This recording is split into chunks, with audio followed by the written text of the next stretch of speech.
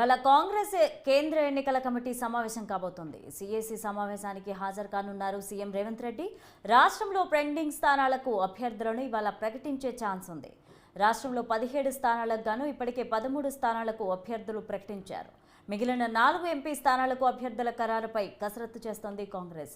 ఇక ఇదే అంశానికి సంబంధించి మరింత సమాచారం మా ప్రతినిధి భవిత అందిస్తారు. భవిత, చెప్పండి. లావణ్య, ఈ రోజు మరోసారి ఢిల్లీలో కేంద్ర ఎన్నికల కమిటీ సమావేశం జరగనుంది. ఈ సమావేశానికి సంబంధించి ఇప్పటికే దేశవ్యాప్తంగా ఉన్నటువంటి లోక్సభ స్థానాలకు సంబంధించి అభ్యర్థుల ఎంపిక అనేది మరోసారి కసరత్తు చేయనున్నారు. దీంట్లో భాగంగా తెలంగాణకు సంబంధించి మిగతా పెండింగ్ లో ఉన్నటువంటి 4 నియోజకవర్గాలకు సంబంధించి కూడా అభ్యర్థులను ఫైనలైజ్ చేసే యోచనలో అధిష్టానం ఉన్నట్టుగా తెలుస్తుంది. ముఖ్యంగా పెండింగ్ లో ఉన్నటువంటి 4 స్థానాలైనటువంటి హైదరాబాద్, వరంగల్, ఖమ్మం, కరీంనగర్ వీటికి సంబంధించి ఈ రోజు ఫైనల్ గా చర్చించే అవకాశం ఉన్నట్టుగా తెలుస్తుంది. ఈరోజు సాయంత్రానికి లిస్టు వెలువడే ఛాన్స్ ఉన్నట్టుగా తెలుస్తుంది. ముఖ్యంగా ఇప్పటికే ప్రకటించినటువంటి 13 స్థానాలకు సంబంధించిన అభ్యర్థులలో సికింద్రాబాద్ అభ్యర్థిని మార్చే యోచనలో అధిష్టానం ఉన్నట్టుగా తెలుస్తుంది. ఎందుకంటే ప్రస్తుతం అభ్యర్థి దానం నాగేందర్ హైదరాబాద్ ఎమ్మెల్యేగా ఉన్నారు.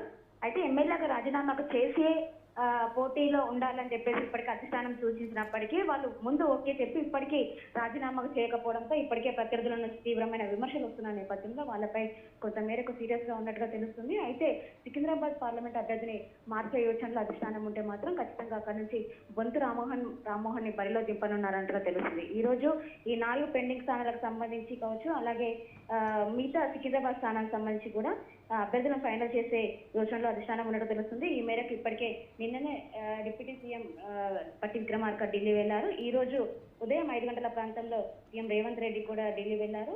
మరికాసేపట్లో 12 గంటల తర్వాత ఉత్తమ్ కుమార్ రెడ్డి, కమిటీ మెంబర్ అయినటువంటి ఉత్తమ్ కుమార్ రెడ్డి కూడా ఢిల్లీ వెళ్ళనున్నట్టుగా తెలుస్తుంది. ఈ భేటీలో పాల్గొంటారు.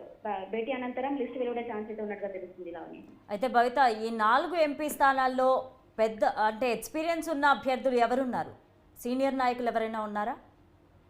అంటే ఇది వచ్చేసి ఇప్పటికే ప్రత్యర్థులైనటువంటి ఇటు బీఆర్ఎస్ కావచ్చు, బీజేపీ కావచ్చు, అన్ని స్థానాలకు సంబంధించి ఇప్పటికే ఒక్కొక్కరు అంటే బీఆర్ఎస్, బీజేపీ ఇద్దరు 5 బీసీలను ప్రకటించిన నేపథ్యంలో ఇక్కడ బీసీ వాదం కూడా కొంతమేరకు వినపడుతుందని చెప్పుకోవాలి. ఆ స్థానంలోనే ముఖ్యంగా అంటే వరంగల్ నుంచి మాత్రం ఖచ్చితంగా రిజర్వ్డ్ క్యాండిడేట్ కాబట్టి అక్కడ నుంచి నిన్న జాయిన్ అయినటువంటి కడియం కావ్యాన్ని బరిలో దింపనున్నారట తెలుస్తుంది. ఎందుకంటే స్టేషన్ గన్పూర్ ఎమ్మెల్యే ఇప్పటికే కడియం శ్రీహరి ఇటు దేశ రాజకీయాలతో పాటు రాష్ట్ర రాజకీయాల్లో కూడా కొంతమేరకు వాళ్ళకి అనుభవము ఉన్న నేపథ్యంలో కడియం కావ్యాన్ని వరంగల్ బరిలో దింపే ఆలోచన ఉన్నట్టుగా తెలుస్తుంది. ఇక బీసీల నినాదం కోసం మాత్రం కరీంనగర్ నుంచి ఇప్పటికే ప్రవీణ్ కుమార్ రెడ్డి అని చెప్పేసి కొంతమేరకు తెరపైకి వచ్చినప్పటికీ బీసీల వాదం వినబడడంతో అక్కడ నుంచి తీన్మార్ మల్లలను పోటీలో దింపుతారనే ఊహాగానాలు కూడా వినిపిస్తున్నాయి. అంతేకాకుండా అత్యధికంగా పోటీ ఉన్నటువంటి స్థానమైనటువంటి ఖమ్మం సీట్ నుంచి మాత్రం ఇప్పటికే ఇటు బట్టి విక్రమార్క, పొంగులేటి శ్రీనివాస్ రెడ్డి సోదరుడు అయినటువంటి ప్రసాద్ కుమార్ రెడ్డిని కూడా అధ్యయనము ఆలోచిస్తున్నట్టుగా తెలుస్తుంది. అయితే నాగర్ కర్నూలు నుంచి ఆల్రెడీ ఎస్సీ రిజర్వ్ క్యాండిడేట్ అయినటువంటి